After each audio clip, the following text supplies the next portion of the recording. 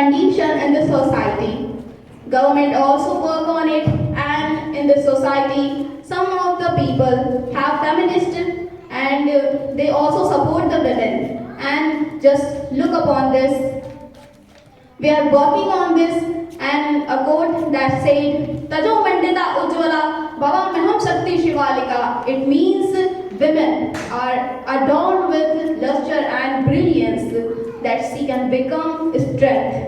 And we have the power to change this scenario, and we should do this. And just take a look in this India, 50% of population are women. And just think, if all women can do their best, so this society, how will it grow up?